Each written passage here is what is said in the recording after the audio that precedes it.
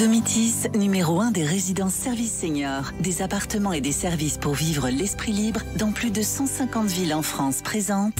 Sud Radio, y a pas d'âge. Midi 30, Catherine Bully, David Arthur. Et bonjour à tous, bienvenue dans Y a pas d'âge, votre rendez-vous tous les dimanches jusqu'à 12h30 pour vous aider à profiter pleinement de la vie, à déjouer les arnaques. Bonjour David Arthur. Bonjour Catherine Bully. Alors au sommaire aujourd'hui.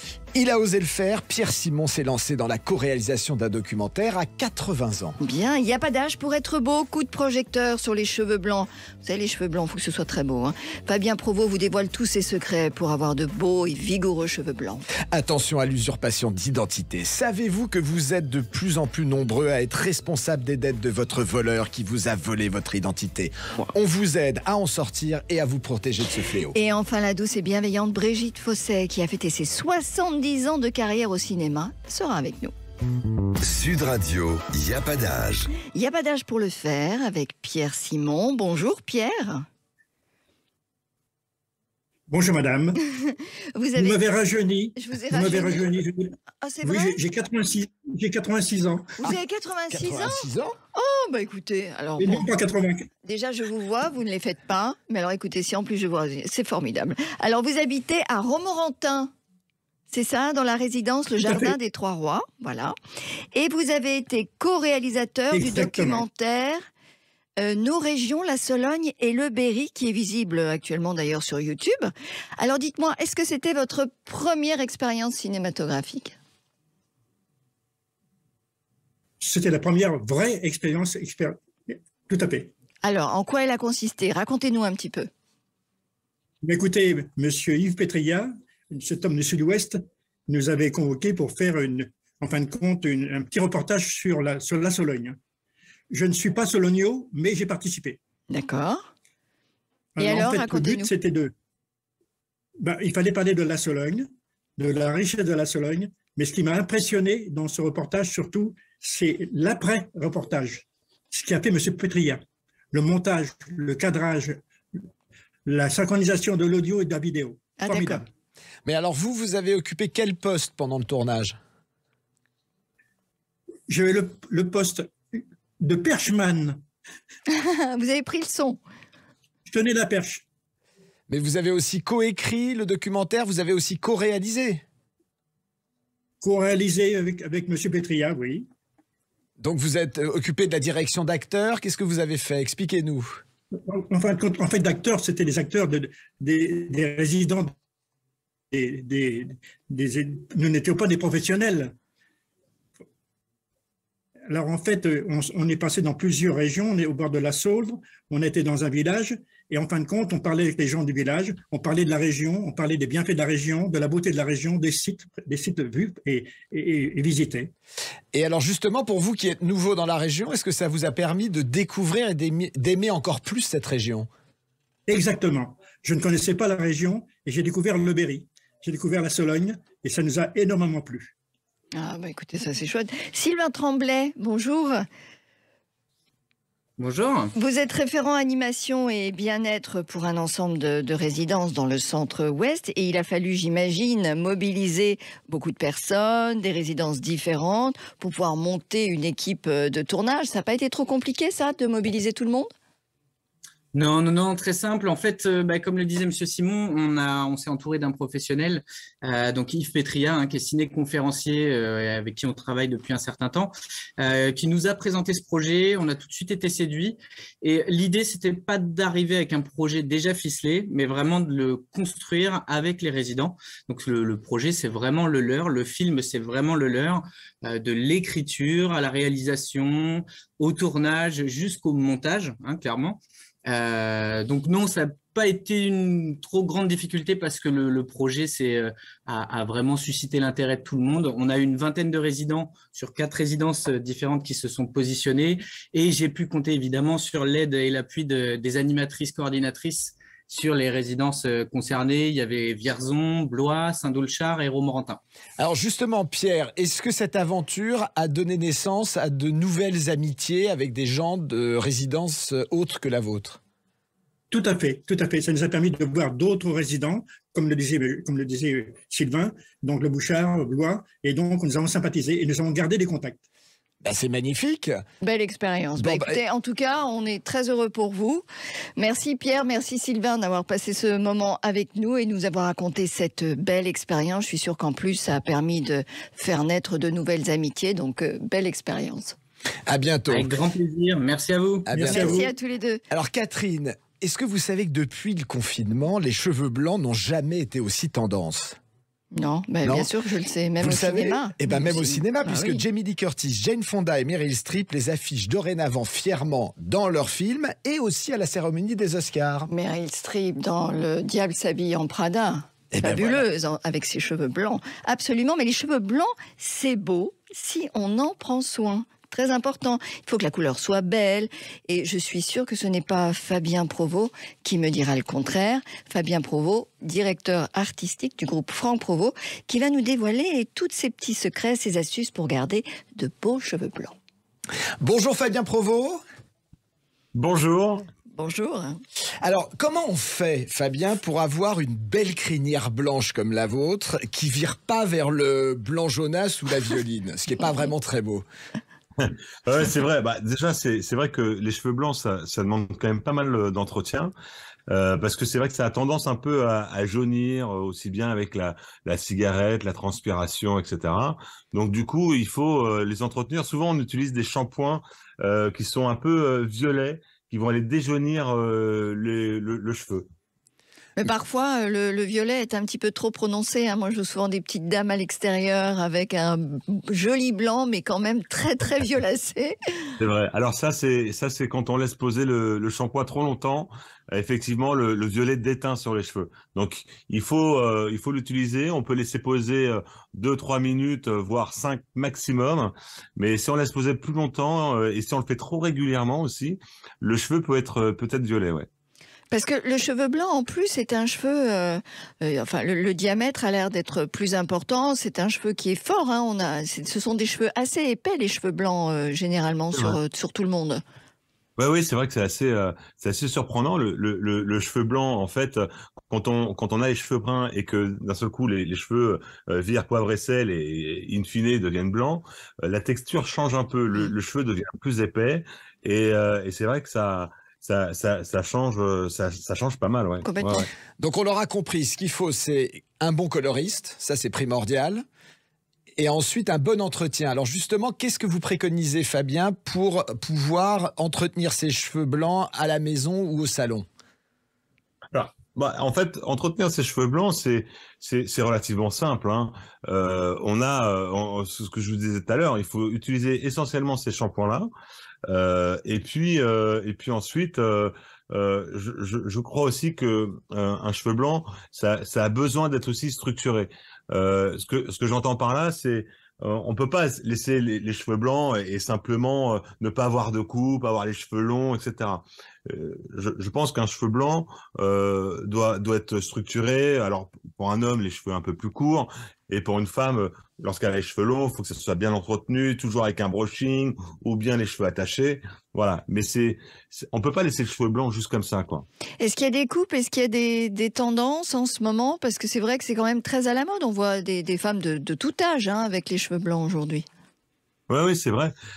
Écoute, oui, il y a des coupes.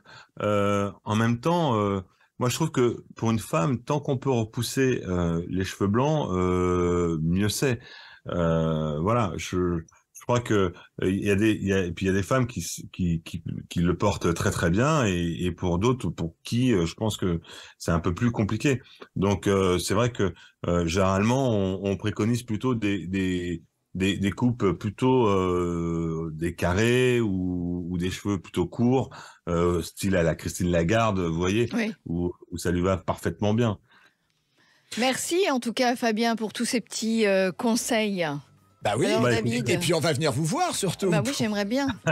J'aimerais bien avoir quelques petits conseils. Quelques petits cheveux de blancs et soins. quelques petits conseils, très bien. Sans les Bah cheveux là, blancs. pour l'instant, vous n'êtes pas concerné, mais On y arrive, ne vous inquiétez pas, on y arrive. La prochaine fois, on sera avec vous. vous ça. voyez, ça se passe très bien malgré tout, hein. Oui, Bah voilà.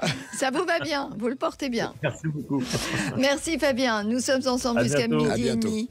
Nous allons parler d'usurpation d'identité. Vous êtes effectivement de plus en plus nombreux à vous faire voler votre votre identité et à devoir payer les dettes de votre voleur. Plus personne n'est à l'abri, David. Non, et Brigitte Fossé sera avec nous. Alors à tout de suite, Catherine. À tout de suite. À tout de suite. Domitis, numéro 1 des résidences services seniors, des appartements et des services pour vivre l'esprit libre dans plus de 150 villes en France, présente Sud Radio, y a pas d'âge. Midi 30, Catherine Bully, David Arthur. Bienvenue si vous venez de nous rejoindre et merci d'être avec nous dans Y a pas d'âge, comme chaque dimanche, entre midi et demi sur Sud Radio. Alors au programme, on a usurpé mon identité et on me demande de payer toutes les dettes du voleur. Eh bien, Jérôme Moreau, vice-président de France Victimes, vous dira comment éviter cette situation et surtout comment vous en sortir. Et nous aurons l'immense plaisir d'accueillir Brigitte Fossé, comédienne depuis 70 ans et l'éternelle maman de Vic dans La Boum. Vic Perretton. Sud Radio, y a pas d'âge. Il n'y a pas d'âge pour en parler de l'usurpation d'identité. Un fléau qui est en train de secouer le monde entier et qui pourrit la vie de 400 000 nouvelles personnes chaque année en France, dont Didier qui nous a écrit et qui vit un enfer depuis 3 ans, Catherine. Absolument. Alors Didier nous demande de l'aider par mail et vous allez comprendre pourquoi. Il y a 3 ans, il s'est fait voler son identité après que quelqu'un ait réussi à se procurer son extrait d'acte de naissance sur Internet. Depuis, le voleur a ouvert 17 comptes bancaires à son nom, évidemment. Il est évidemment régulièrement à découvert et il est harcelé par les huissiers. Il a été poursuivi pour 50 000 € de dettes. Il est donc prisonnier de ces usurpateurs et il a même dû retourner vivre chez ses parents. Alors, pour vous venir en aide aujourd'hui, Didier, nous sommes avec Jérôme Moreau. Bonjour Jérôme. Bonjour. Vous êtes vice-président de la Fédération France Victimes. Jérôme, est-ce que c'est si facile que ça d'usurper l'identité de quelqu'un? Et comment font les voleurs? Alors, c'est pas que c'est forcément facile, mais aujourd'hui, la technique est extrêmement bien rodée, puisque vous pouvez prendre des informations, que ce soit par des vols à l'arraché, par des cambriolages où vous laissez vos papiers dans votre voiture, à la maison, par même le fait de dépouiller les poubelles où vous laissez traîner vos brouillons, vos formulaires, où il y a inscrit votre date de naissance, votre nom, votre prénom, votre adresse, parfois votre carte de sécurité sociale, parfois un numéro fiscal, parfois des coordonnées bancaires. Et à partir de là, les personnes ont l'intégralité de votre vie. Et puis, on a également toutes les possibilités d'usurper l'identité par Internet. Donc, effectivement, aujourd'hui, l'escroquerie a changé de dimension et l'usurpation d'identité est massive. Et c'est extrêmement difficile, comme votre auditeur a pu le souligner. Mais c'est ça qui est impressionnant, c'est que Didier nous dit qu'au bout de 3 ans, il est toujours dans la même situation. Donc, Oui.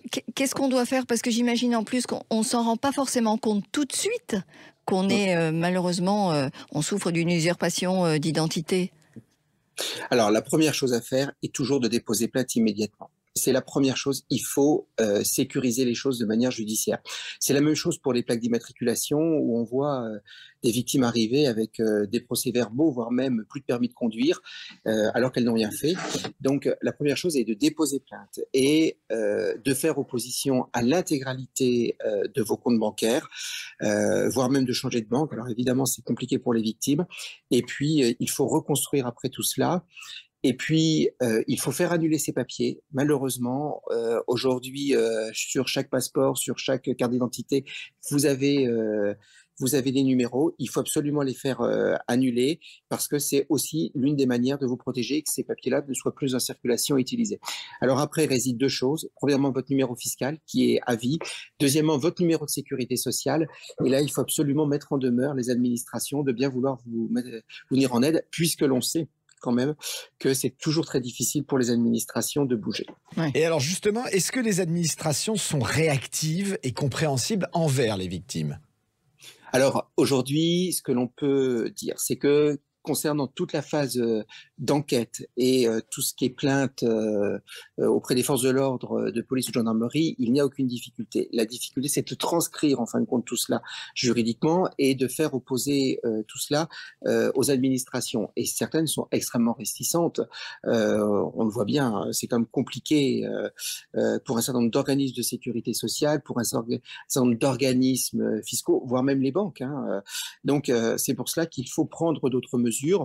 Et puis, d'abord, la plainte est quand même un document officiel, donc il doit permettre à chaque victime de pouvoir faire valoir ses droits, mais en même temps, si ça ne marche pas, ça ne fonctionne pas, sur tout ce qui est banque, tout ce qui est assurance, il faut en changer, on n'a pas d'autre solution. Et puis, après, il va falloir effectivement trouver les coupables, quand c'est possible, et en tout cas faire opposition judiciairement à tout ce qui arrivera malencontreusement. Et quand vous dites 17 comptes ouverts, il y a quand même des maladresses des banques, et puis encore une fois, très certainement des papiers d'identité qui n'ont pas été annulés. Donc il faut impérativement le faire. Merci infiniment, Jérôme Moreau. Merci. Merci. Je vous en prie. Alors, si vous êtes dans le cas de Didier, évidemment, pour vous prémunir contre le vol d'identité, vous pouvez retrouver toutes nos informations sur la page Il n'y a pas d'âge sur le site de Sud Radio.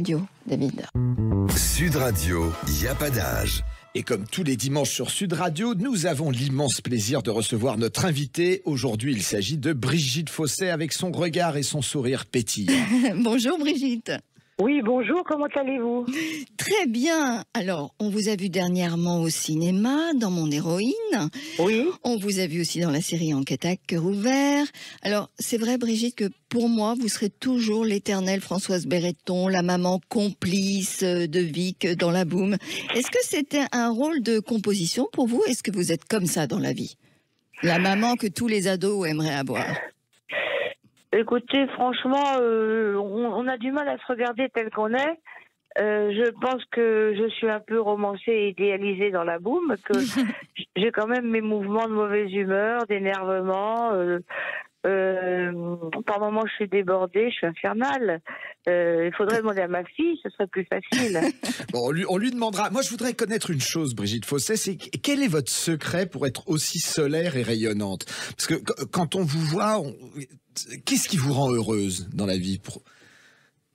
Écoutez, c'est pas nécessairement parce qu'on est heureux qu'on est rayonnant, c'est peut-être aussi parce qu'on a envie de rendre les gens heureux et qu'on a envie d'apporter aux gens de la joie, on a envie de leur apporter de la bonne humeur, parce que on vit une époque où je trouve qu'on a tendance à rendre tout grisailleux et brumeux avec le plafond bas et très pollué. Donc, moi j'ai choisi, si vous voulez, d'essayer. Vous savez, il y a une chanson que j'adore de Julien Clerc, qui a été écrite d'ailleurs par ce merveilleux écrivain qui écrivait pour lui, que je connaissais bien. Jean-Loup Dabadi?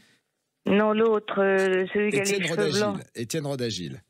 Voilà, Rodagil, je le rencontrais toujours à la Clauderie des Lilas.